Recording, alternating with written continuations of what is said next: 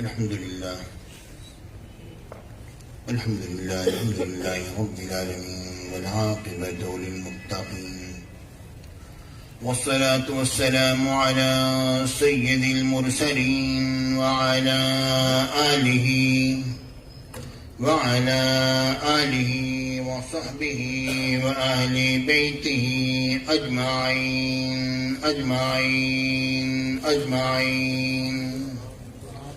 أما بعد فأعوذ بالله من الشيطان الرجيم. بسم الله الرحمن الرحيم. ولا يأتل أولو الفضل منكم والسعة أن يؤتوا أولي القربى والمساكين والمهاجرين في سبيل الله وليعفوا وليصلحوا ألا تحبون أن يغفر الله لكم والله غفور رحيم. صدق الله العظيم وصدق رسوله النبي الكريم الأمين. وقال رسول الله صلى الله عليه وآله وسلم: مروا أبا بكر أن يصلي بالناس. وإن الله تعالى عز وجل قال في شأن حبيبه مخبرا وآميرا: إن الله وملائكته يصلون على النبي ويا أيها الذين آمنوا صلوا عليه وسلموا تسليما. اللهم صل على سيدنا مولانا محمد المصطفى بديع العطاء وبحر الوفاء بديع الجمال وبحر الشفاء سيدنا أبي الزهراء وآلہ وبارک وسلم. محترم حضرات، سامنے کرام حاضرین محفل، میرے ساتھیوں، دوستوں، بزرگوں، پیارے پیارے بچوں، عزیز بیٹیوں، بہنوں، السلام علیکم ورحمۃ اللہ. رب العالمین کا احسان عظیم، اس نے ہمیں توفیق عطا فرمائی الحمدللہ کہ آج ہم سب لوگ اس بابرکت محفلیں درود پاک میں حاضر ہوئے اور اب ہم لوگ یوم سیدنا صدیق اکبر میں حاضر ہیں. میرے ساتھیوں، سیدنا صدیق اکبر رضی اللہ تعالیٰ عنہ کی شان اتنی انوکھی ہے اور اتنی نرالی ہے اور اتنی نازک بارگاہ ہے کہ اس کا اندازہ اے سنیو تمہیں نہیں ہے.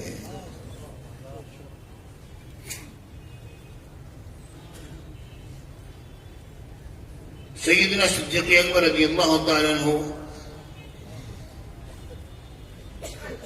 آپ کے بارے میں کون جان سکتا ہے؟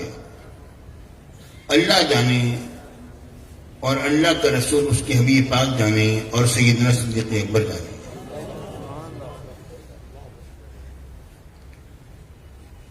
کیونکہ وقت تھوڑا ہے اور اس محفل میں ہمیشہ وقت تھوڑا ہی ہوتا ہے، میں اسی حساب سے گفتگو کروں گا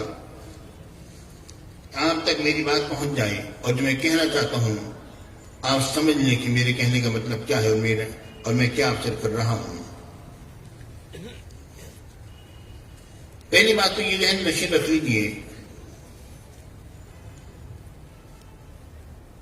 کہ سیدنا شیخ عبدالعزیز دباغ رضی اللہ تعالیٰ عنہ جو کہ امی تھے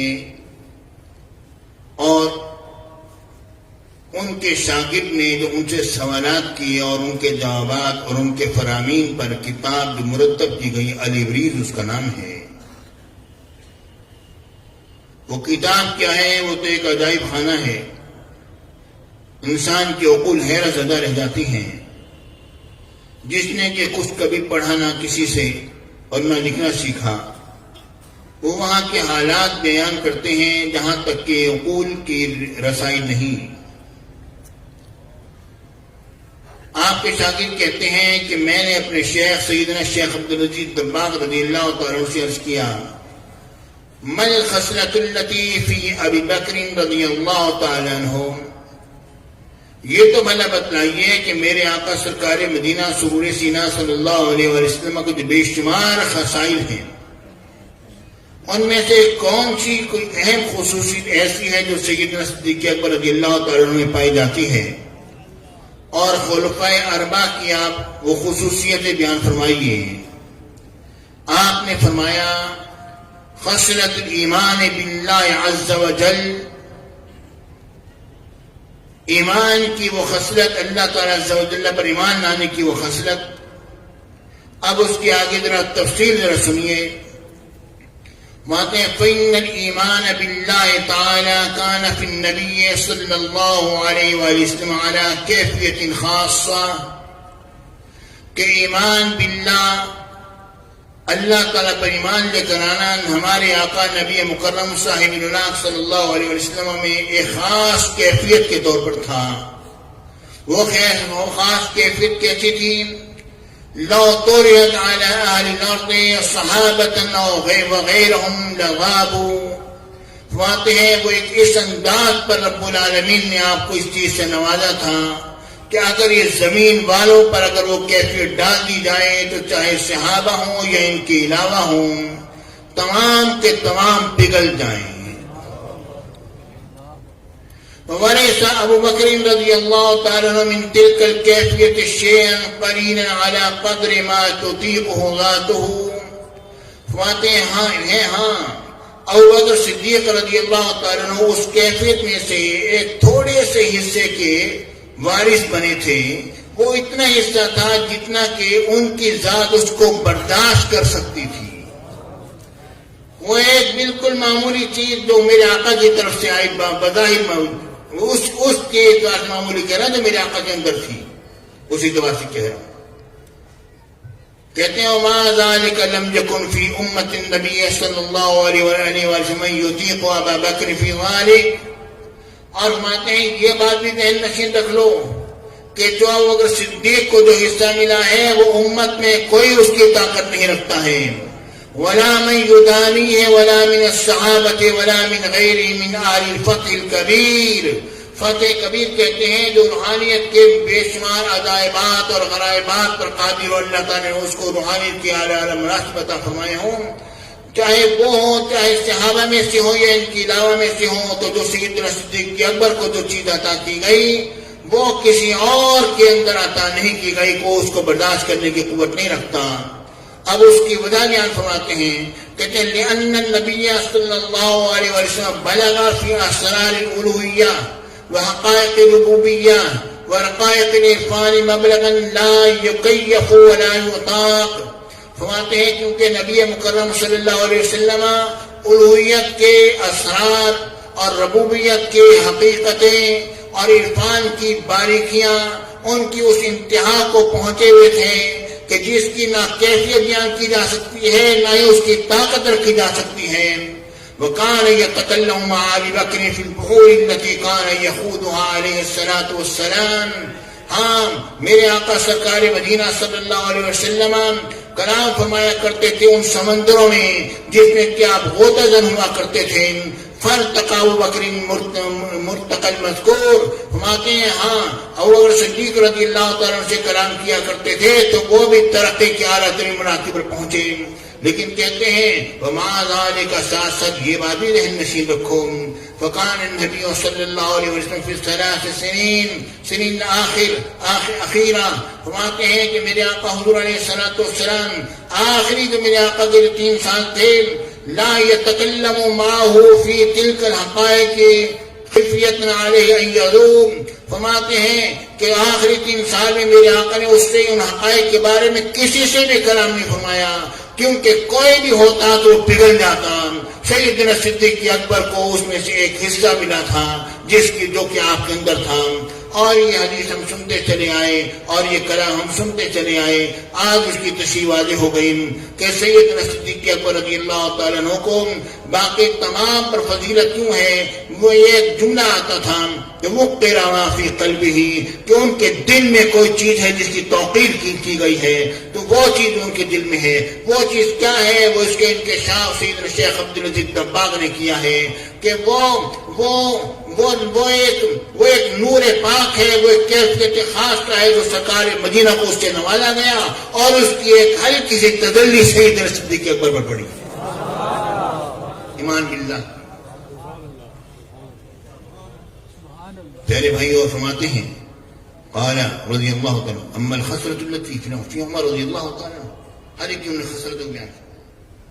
اب میں ان کو مفہوم پیش کی دیتا ہوں. حضرت عمر بن خطاب رضی اللہ تعالیٰ خسرت وخصلة نصیحہ للمؤمنین، مومن کو نصیحت کرنے کی خصلت. میرے آقا نصیحت فرمایا کرتے تھے. یہ تھے حضرت عمر بن خطاب میں بدری خاتم آئے اور ان کی طرف دیکھنا، غور و فکر کرنا اور اپنی جان پر ان کو ترجیح دینا اور ان کے وتدبیر امر جیوشہم اور ان کے لشکروں کی ترتیب دینا، امر یہ عسکری امور عسکریہ کو کرنا، ما یصلح عامتہم خاصتہم، کہ وہ جو عام لوگ ہوں چاہے خاص لوگ ہوں تمام کی اصلاح کرنا. یہ جو خصلت خاصہ جو میرے آقا کی تھی اس کے وارث بنے ہیں تو عمر بن خطاب میں بنے ہیں. اب ہر ایک کے اندر آئے گی، عمر بن خطاب سے منتقل ہوتی جائے گی. اور فرماتے ہیں پیغمبر خصلت التي في عثمان رضی اللہ تعالیٰ عنہ، وہ خصلت عثمان غنی میں جو منتقل فهي خصلة الرأفة والحنانة ووسيلة الرحم. فرماتے ہیں کہ وہ ان میں ایک محبت کی اور رحمت کی اور صلہ رحمی کی جو خصلت تھی وہ میرے آقا کے اندر جو تھی اس کی جھلک میں آئی ہے، اور یہ اس کے بارے حضرت عثمان غنی بنے ہیں. واجہ علی بن حیدر کرار کرام اللہ تعالیٰ وجہ کریم، آپ کے اندر بے شمار خصلتیں ہیں میرے آقا کی، تو یہ بات ذہن میں رکھ لو. وہی خصلت الشجاعہ، وہ جو بہادری کی جو خصلت ہے میرے آقا کی، تو وہ حضرت علی حیدر کرار میں آئی اور حضرت علی اس کے وارث بنے. اس کو ایک خاص جملہ انہوں نے لکھا، ماتے ہیں وكذا صائر الصحابة رضوان الله عليهم أجمعين كل واحد منهم ورث شيئا من النبي صلى الله عليه وسلم. تمام کے تمام صحابہ کرام میرے آقا سے کسی نہ کسی چیز کے وارث ہوتے چلے گئے. ٹھیک ہے. فبغض الصحابی أي الصحابي، صحابی کا بغض کوئی بھی صحابی ہو كان يوجب الانقطاع عن الله عز وجل، وہ اللہ رب العالمین سے اس کا بغض جو ہے انقطاع کا سبب بن جاتا ہے انسان کے اندر. اور کسی بھی صحابی سے بغض رکھو گے تو اللہ تعالیٰ کی قرب نے پانا پا سکتے. میرے بھائیوں، سیدنا صدیق اکبر رضی اللہ تعالیٰ عنہ، آپ کی شان بڑی انوکھی ہے. اب اس طرح مجھے بات یاد آتی ہے. میرے آقا نے فرمایا لی مع اللہ وقت، میرے لیے اللہ کے ساتھ ایک ایسا لمحہ، ایک ایسا وقت آتا ہے لا یسعنی فیہ ملک مقرب ولا نبی مرسل، کہ اس وقت میں نہ تو کسی مقرب فرشتے کی گنجائش ہے اور نہ ہی کبھی کسی نبی مرسل کی گنجائش ہے. وہ میں ہوتا ہوں اور میرا رب ہوتا ہے. میں ہوتا ہوں، میرا رب ہوتا ہے. ہم دیکھیے غور کیجیے امام حسین علیہ السلام کی شہادت کے بارے میں حضور غوث پاک نے کیا فرمایا. مایا کہ جس وقت شہادت نصیب ہوئی تو جس کیفیت ہوئی کہ پورے خاندان آیا ہوا ہے اور سارا سلسلہ ہوا ہوا ہے، اور یہ عظیم الشان شہادت، پہلی شہادت اس طور پر جو کہ لوگوں کے ہاتھوں ہو رہی ہے. اور حضرت علی حیدر کرام اللہ تعالیٰ وجہ کریم کے بعد یہ جو اہل بیت اطہار میں پہلی شہادت جو ہوئی ہے بڑے عجیب و غریب انداز میں ہوئی. میرے ساتھیوں، مانتے ہیں اس نے امام حسین علیہ السلام کو ان خلفائے راشدین تک پہنچا دیا جو شہداء ہیں، ان کے مرتبے تک پہنچا رہی ہے شہادت. لیکن شہداء کا لفظ نہیں دیا. کیوں؟ حضرت عمر تک بات جائے گی، سیدنا صدیق اکبر تک نہیں جائے گی. یعنی آپ ان کے ساتھ ساتھ کھڑے ہوں گے. حضرت عمر بن خطاب ہے، حضرت عثمان غنی، حضرت حیدر کرار ہے، آپ ان کے ساتھ ساتھ کھڑے بھی ہوں گے. لیکن سیدنا صدیق اکبر وقر ما فی قلبہ، وہ چیز ہے، وہ چیز ہے جو آپ کے دل کے اندر ہے. پیارے ساتھیوں، سیدنا صدیق اکبر رضی اللہ تعالیٰ آپ ہو یا خلفائے راشدین سے کوئی بھی ہو، تمام کی یہی کیفیت رہی کہ سیدنا صدیق اکبر رضی اللہ تعالیٰ کا جب وصال پاک ہوا، آپ نے کیا فرمایا؟ آپ نے فرمایا حضرت ام المؤمنین عائشہ صدیقہ رضی اللہ تعالیٰ عنہا سے کہ میرے مرنے کے بعد، میرے وصال کے بعد، یہ اونٹنی جس کا دودھ ہم پیتے تھے، یہ اونٹنی ہے اور ایک بڑا پیالہ ہے اور یہ چادر ہے. یہ دو چادریں ہیں جو بیت المال سے میں نے لی ہوئی تھی استعمال کرنے کے لیے، کیوں کو واپس کر دینا، اور وہ کے بعد کچھ نہیں ہے. اور آپ جب خلیفۃ الرسول تھے اس وقت آپ کی شان کیا ہے؟ مدینہ منورہ کی چھوٹی چھوٹی بکریوں کو لے کر آ جایا کرتی تھی. اے او بکر، ہماری بکریوں کے دودھ کو تو دو. کیا شان ہے سیدنا صدیق اکبر رضی اللہ تعالیٰ. پیارے بھائیوں، اس کا مطلب یہ نہیں ہے کہ ہم حیدر کرار کو کوئی نیچے دکھانا چاہتے ہیں، نہیں، نعوذ باللہ۔ پیارے بھائیوں، وہ تو مظہر العجائب والغرائب ہے، کوئی شبہ نہیں اس کا۔ حیدر کرار ان کا اپنا مقام ہے، اس میں اعلیٰ حضرت کے لیے بڑے خوبصورت پایا جاتا ہے۔ اعلیٰ حضرت نے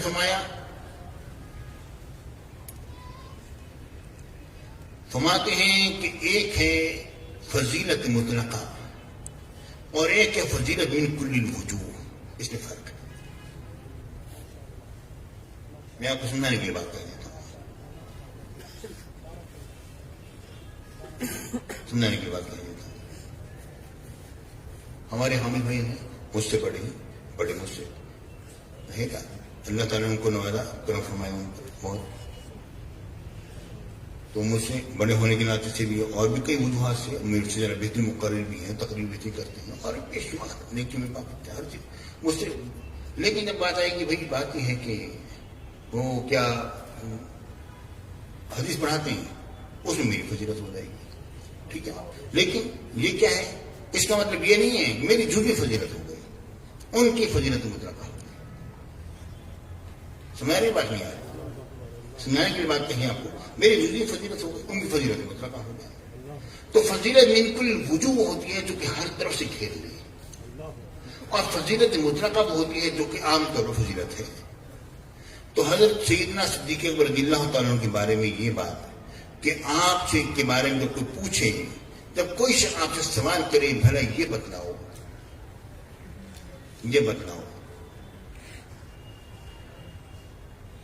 کہ صحابہ کرام میں سرکار مدینہ کی بات، یعنی سرکار مدینہ صحابہ کرام میں کون سب سے زیادہ افضل ہے، تو آپ نے کیا جواب دینا ہے، ابوبکر صدیق رضی اللہ عنہ۔ پھر کوئی اگر آپ سے پوچھے، وہ فضیلت مطلقہ ہے، پھر کوئی پوچھے، دیکھیں حضرت علی حضور علیہ الصلوۃ والسلام کے داماد تھے، کیا سیدنا صدیق اکبر داماد میں تھے؟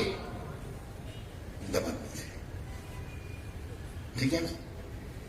تو یہ بعض وجوہ کی بنا پر اور افراد کو فضیلت کا مل جانا وہ الگ بات ہوتی ہے، فضیلت مطلقہ ایک الگ چیز ہوتی ہے۔ ہماری بات نہیں آ رہی پیارے بھائیوں، تو فضیلت مطلقہ وہ ہر فضیلت پر حاوی ہو جاتی ہے، آ کر کیا ہو جاتی ہے، حاوی ہو جاتی ہے ہر چیز پر۔ پیارے بھائیوں، بات اصل میں یہ ہے کہ سیدنا صدیق اکبر رضی اللہ تعالیٰ عنہ کو فضیلت مطلقہ حاصل تھی۔ جب بھی کوئی شخص اہل سنت سے سوال کرے گا، یہ بتاؤ من الذی عبد الباسر بعد الانبیاء، آپ کیا کہیں گے، ہو ابوبکر صدیق رضی اللہ تعالیٰ۔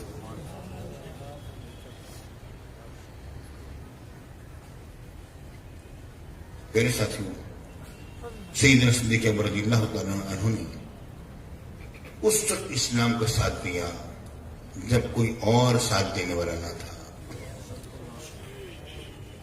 اور اس کی بے شمار حدیثیں میں نے آپ کو سنائی نہیں۔ ابھی مختصر انداز میں کلام کر رہا ہوں، تھوڑی سی یہ بات آگے کرنی ہے۔ سیدنا صدیق اکبر رضی اللہ تعالیٰ عنہ آپ نے کہا، اس وقت جب میرے آقا کے ساتھ کوئی اور نہ تھا، اس وقت پر آپ نے میرے آقا کا ساتھ دیا، اور ایک ایسا وقت آیا جب چند لوگ صحابی بن گئے تھے۔ حضرت علی حیدر کرار نے فرمایا، یہ بتاؤ، تم یہ بتاؤ کہ حضور علیہ کے مومنین آل فرعون جو ہیں وہ اچھے تھے یا ابوبکر صدیق ہیں، ان کے ساتھ خاموش ہیں۔ آپ نے فرمایا آل فرعون کے جو مومن تھے اپنے ایمان کو چھپاتے تھے، لیکن ابوبکر صدیق وہ تھے جنہوں نے اپنے ایمان کو ظاہر رکھا تھا، انہیں اپنے ایمان کو چھپایا نہیں تھا۔ یہ الگ بات ہے کہ وہ ایک الگ موقع آیا جب حضرت عمر بن خطاب رضی اللہ تعالیٰ نے کہا کہ ہم چپ، جب ایمان لے کر آئے، یا رسول اللہ ہم چھپ کر عبادت کیوں کریں، ہم نکلیں گے، باہر نکلیں گے، وہ ایک الگ بات ہے۔ اس وقت آپ 40 صحابی تھے، ایک صحابہ کی ایک جماعت ایک 40 افراد پر مشتمل بن گئی تھی، لیکن سیدنا صدیق اکبر تب تنہا میرے آقا تب کھڑے ہوئے تھے جب آپ اکیلے تھے اور کوئی نہ تھا۔ جب سے چند لوگ تھے اور مشرکین نے میرے آقا کو پکڑ کے نعوذ باللہ معذر خسیٹ رکھا رہا، اس وقت پر کوئی آگے نہ بڑھا تھا، اگر جو صحابہ کرام بھی تھے مگر جانتے تھے جو بھی آگے بڑھے گا اس کو یہ مشرکین قتل کر دیں گے۔ اس وقت پر سیدنا صدیق اکبر رضی اللہ تعالیٰ کو ہٹا رہے تھے اور مار رہے تھے، ہمارے تھے ہٹو، تم اسے قتل کرنا چاہتے ہو جو کہتا ہے میرا اللہ صرف ایک ہے، میرا معبود صرف ایک ہے۔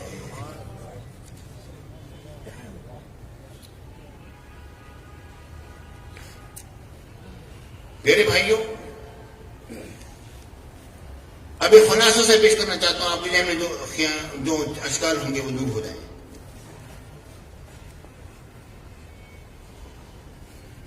میرے آقا کا وصال پاک ہوا،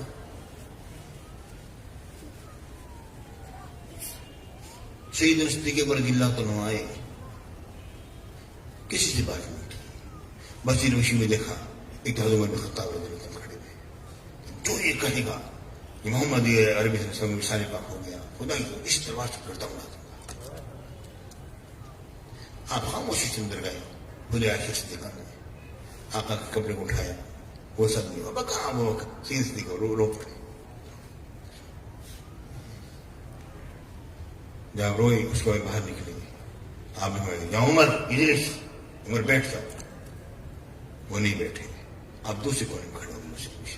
حضرت عمر بن خطاب اپنے حواس سے ایک باہر تھے، اس وقت جذبات کی کیفیت تھی، وہ غریب تھی، حضور چلے گئے ہمیں چھوڑ کے، کیسے ممکن ہے؟ لیکن استقامت کا پہاڑ سیدنا صدیق اکبر رضی اللہ تعالیٰ دوسرے کونے میں کھڑے ہوئے۔ یہ بات مختصر کر رہا ہوں، آپ نے خطبہ دینا شروع کیا، اس خطبے پر انشاءاللہ پھر کبھی کلام کروں گا، تفصیلی کلام کروں گا۔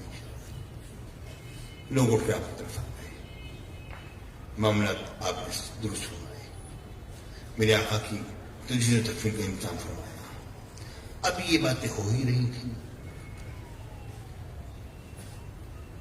اسی اثناء میں حضرت مغیرہ بن شعبہ آ گئے۔ وہ کیوں آئے؟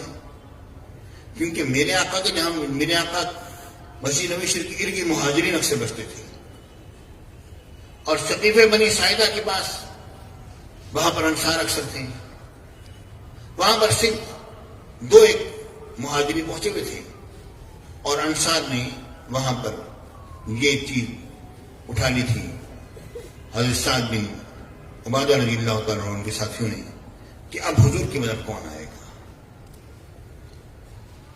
اس وقت پر جب معاملہ جب ہوا تو انہوں نے کہا جی حضور کی بات ہم آئیں گے، ہمارا شہر ہے، ہمارا وطن ہے، مدینہ منورہ ہمارا ہے، ہم نے مہاجر کو ٹھہرایا تھا۔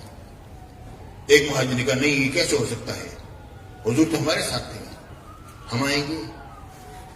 اس نے کہا کہ نہیں اس طرح نہیں ہوگا۔ پھر کس نے کچھ کہا، کس نے کہا ٹھیک ہے ایک قریب تم میں سے ہو، ایک ہم میں سے ہو جائے۔ کہا کہ یہ کیسی بات کرتے ہو؟ کوئی کسی دوسرے انصاری نے کہا، یہاں سعد بن عبادہ نے کہا کیسی بات کرتے ہو، یہ بڑی کمزور بات ہے، یہ ٹھیک نہیں ہے اس طرح، اور اس طرح خلیفہ سے ہم میں سے ہوگا اور کوئی نہیں ہوگا۔ اب یہ معاملہ جب تھوڑا گرمی اختیار کرنے لگا اور کہا کہ قبیلہ خزرج کے رئیس عبادہ بن صامت وغیرہ نے جب بات وغیرہ کی، اور وہاں یہاں تک بات ہو گئی کہ انصار نے کہا کہ اگر مہاجرین نے اگر کہا کہ نہیں امیر ہم میں سے ہوگا، ایسی صورت میں پھر ہم بزور شمشیر اپنا امیر بنائیں گے۔ جب یہ معاملہ یہاں تک جب پہنچا تو حضرت مغیرہ بن شعبہ رضی اللہ تعالیٰ عنہ ہے، انہوں نے بات سنی تو آپ پہنچے فوراً سیدنا صدیق اکبر رضی اللہ تعالیٰ عنہ کے پاس، اور یہ معاملہ ہو گیا ہے۔ آپ نے یہ سارا تجزیہ و تکفیر کا معاملہ حضرت علی کے سپرد کیا، آل بیت اطہار حضرت عباس وغیرہ ان کے سپرد کیا۔ آپ یہ دیکھیں میں ادھر جا رہا ہوں، آپ سمجھتے تھے اس تک ذرا سی خبرات یہ کام خراب کر دے گی۔ آپ حضرت عمر بن خطاب اور ابو عبیدہ بن جراح رضی اللہ تعالیٰ تینوں کو افراد پہنچے۔ جب پہنچے وہاں پر تو حضرت عمر بن خطاب نے بولنے کی کوشش، آپ نے کہا عمر آپ خاموش رہیں، آپ کے جذبات ابھی ہم نے دیکھے ہیں، آپ ابھی اپنے اس میں نہیں ہیں، آپ خاموش ہیں، مجھے بات کرنا ہے۔ سیدنا صدیق اکبر رضی اللہ تعالیٰ کھڑے ہوئے، اور آپ نے کھڑے ہو کر آپ نے جناب علی آپ نے گفتگو فرمائی وہاں پر، اور آپ کا اثر بڑا تھا۔ اس کے بعد پھر بات اٹھی کہ جناب علی مہاجرین میں سے ہوگا، انصار میں سے ہوگا۔ حضرت عمر بن خطاب رضی اللہ تعالیٰ نے فرمایا کہ یہ ہمیں حضور نے وصیت کی تھی تمہارے بارے میں کہ ہم تمہارا خیال کریں، اگر تمہیں خلیفہ ہوتا تو تمہیں ہمارے بارے میں کہتے کہ یہ بے وطن ہو کر آئے ہیں، ان کا خیال کرنا۔ ہمیں وصیت میرے آقا آخری خطبے میں فرما کے جا رہے ہیں، ہمارا حق بنتا ہے۔ اور یہ معاملہ جب ہوا اور اس کے بعد پھر معاملہ یہاں پر آ کر ٹک گیا، ٹھیک ہے جناب علی ہمیں بات مان لیتے ہیں، تو انہوں نے کہا کہ حضرت حسین صدیق اکبر رضی اللہ تعالیٰ کے کلام کے نتیجے میں بات یہاں تک پہنچی، آپ نے کہا ٹھیک ہے بھائی، عمر بن خطاب بھی اور ابو عبیدہ بن جراح بھی ہیں، کسی کے ایک ہاتھ پر بیعت شروع کر دو۔ حضرت عمر بن خطاب اور ابو عبیدہ بن جراح کھڑے ہو گئے، کیسے آپ کہتے ہیں ہم بیعت کریں گے؟ بیعت تو اب ہم کیوں کرتے ہیں آپ کے ہاتھ پر؟ سب سے پہلے حضرت عمر بن خطاب نے بیعت، آپ نے جب بیعت کی ابو عبیدہ بن جراح، اور پھر دھڑا دھڑ شروع ہو گئے بیعت ہونے کی۔ ادھر حضرت علی کو معلوم ہوا یہاں بیعت ہو گئی ہے۔ حضرت علی کے دل میں خیال آیا، شکر اندی ہوئی کہ مجھے مشاورت میں نہیں بلایا گیا۔ سیدنا صدیق اکبر رضی اللہ تعالیٰ تک جب یہ بات پہنچی، ظاہر ہے میرے آقا کی تجزیہ تکمیل ہو گئی، اس کے بعد معاملہ ہوا۔ تو یہ حضرت سیدنا صدیق اکبر رضی اللہ تعالیٰ حضرت علی سے کیا کہا اے علی مجھے وہاں فوراً جانا پڑا، اگر میں نہ جاتا تو مسئلہ بڑا ہوگا۔ اور اس وقت مسئلہ اس بات پر سلجھ گیا تھا کہ ہم میں سے کوئی خلیفہ بن جائے، میں اگر آپ کو وہاں سے بلواتا تو پھر تمہارا بات بگڑ جاتی، کیونکہ انصار میں ہر طرح کے لوگ تھے اور ہر سے اپنی اپنی جگہ پر اپنے آپ کو حق پر سمجھ رہا تھا کہ ہم حق پر ہیں اور ہم درست ہیں۔ اگر میری ذرا سی تاخیر جو ہے نا، تاخیر کرنا یہ معاملے کو بگاڑ دیتی، علی ہم اس وقت مجبور تھے کہ ہم اس طرح کرتے۔ اب میری بات سمجھنے کی پوری کوشش کریں۔ حضرت علی نے کہا کہ آپ کے خلافت پر تو میرا بھی ایمان ہے، میں آپ کو خلیفہ مانتا ہوں، لیکن میرے دل میں بات یہی ہے کہ ہمیں مشاورت میں شامل نہیں کیا۔ اس کا سیدنا صدیق اکبر رضی اللہ تعالیٰ نے دیا، اے علی اگر ہم آپ کو بلاتے اس وقت تو کام بگڑ رہا تھا اور ہر طرف سے آوازیں بلند ہو رہی تھی، ہر طرح کے معاملات ہو رہے تھے، اس لیے بہتر یہ تھا کہ میں یہ کام کر لیتا۔ جناب یہ کام میں نے کر لیا الحمدللہ۔ پیارے بھائیوں، تو پھر حضرت علی کرم اللہ تعالیٰ کریم نے جب یہ بات سنی، آپ نے کہا ٹھیک ہے، پھر آپ نے حضرت علی کی حضرت سیدنا صدیق اکبر کے ہاتھ میں ہاتھ دیا اور بیعت کر رہی ہے۔ میرے بھائیوں یہ سارا سلسلہ ہوا۔ اب اس کے بعد سیدنا صدیق اکبر رضی اللہ تعالیٰ عنہ کا بہت بڑا کارنامہ جو ہوا وہ کیا تھا؟ وہ یہ تھا کہ آپ نے اللہ اکبر، آپ نے سب سے عظیم کارنامہ آپ کا، بڑے کارنامے آپ کے ہوئے، سب سے عظیم کارنامہ آپ کا یہ ہوا کہ آپ نے اپنے بعد حضرت عمر بن خطاب کو خلیفہ نامزد کر دیا۔ سب سے بڑا کارنامہ آپ نے کیا ہے، اور بھی بہت سارے کارنامے ہوئے۔ انشاءاللہ یہ بات پھر بعد میں آگے چلے گی، اور یہ بات ذہن میں رکھیے کہ یہ یوم کشمیر ہے، مجاہدین کشمیر کے لیے ہمارے شیخ ہمارے مرشد نے بڑا کام کیا تھا۔ 1948 میں 7 نومبر بروز اتوار مجاہدین کشمیر کی امدادی مہم کے سلسلے میں بیرون موچی دروازہ لاہور میں آپ نے جلسہ کی منعقد فرمایا تھا، اور مجاہدین کشمیر کے موضوع پر تاریخ ساتھ خطاب بھی فرمایا۔ اور وہ لوگ جو یہ کہتے تھے کہ جہاد کشمیر جو ہے کرنے والے جو ہیں وہ ناجائز کر رہے ہیں اور جو مریں گے وہ مردار موت مریں گے وغیرہ وغیرہ، اس کے خلاف آپ نے ذرا فتویٰ دیا، فرمایا کہ نہیں، وہ لوگ جو محاذ کشمیر میں جام میں شاید نوش کرنے والے وہ شہداء ہیں، وہ مردار موت نہیں مر رہے۔ اچھا جی، اور یہ کہ جمعیت علماء پاکستان سے ہماری جماعت تھی، تو مجاہدین کشمیر کی امداد کے لیے آپ نے اس وقت ذرے کثیر، اس وقت بہت بڑی رقم تھی، 6 لاکھ روپے۔ پیارے بھائیوں یہ 1948 کی بات ہے، آپ نے یہ پیسے جمع کیے اور پھر گجرات کے ایک جلسے کے دوران آزاد کشمیر کے صدر کیپٹن عبدالرشید کو پیش کیے تھے 6 لاکھ روپے۔ اس وقت کے 6 لاکھ روپے آج کے 6 کروڑ کے برابر تھے، بلکہ اس سے بھی زیادہ سمجھ لیں، ہاں اس سے بھی زیادہ۔ میرے بھائی ہمارے شیخ نے اس بارے میں بڑا کردار ادا فرمایا تھا، اور کشمیریوں کے لیے آپ نے بڑی جہد فرمائی تھی، اور آج تک یہ سلسلہ اڑا ہوا ہے، انشاءاللہ نکلے گا اور ضرور نکلے گا۔ میرے آقا نے فرمایا اصابتان من امتی احرجهم اللہ من النار اصابت تغزلہم واصابت تکن مع عیسی ابن مریم، کہ میرے آقا نے فرمایا میری امت کے 2 گروہ جنتی ہیں، ایک وہ جو کہ غزوہ ہند کریں گے، ہند میں جب بھی غزوہ ہوگا میرے آقا کا حدیث پر منطبق ہوگی، اور دوسرا فرمان کب ہے یہ کہ جو عیسی ابن مریم کے ساتھی ہوں گے تو عیسی علیہ السلام تشریف لائیں گے، ان کی جماعت میں وہ سارے جنتی ہیں۔ حضرت ابو ہریرہ نے فرمایا گروہ میں ہوں، اور اگر میں ہو جاؤں تو میں کون ہوں گا؟ انا ابو ہریرہ محرم من النار، میں وہ ابو ہریرہ ہوں گا جو جہنم کی آگ سے آزاد شدہ ہوں۔ پیارے ساتھیوں، کی بات ہے دعا ہے، یا اللہ ہم سب پر فضل و کرم فرما اور رحمت نازل فرما۔ آج میں نے بہت ہی مختصر جامع انداز میں شہید صدیق اکبر رضی اللہ تعالیٰ عنہ کے بارے میں کلام کیا، اور یہ بات میں رکھیے کہ ہر ایک کا اپنا اپنا مقام ہے۔ حضرت عمر بن خطاب کا اپنا مقام ہے، حضرت عثمان غنی کا اپنا مقام ہے، اور حیدر کرار وہ تو حیدر کرار ہے۔ وآخر دعوانا الحمدللہ۔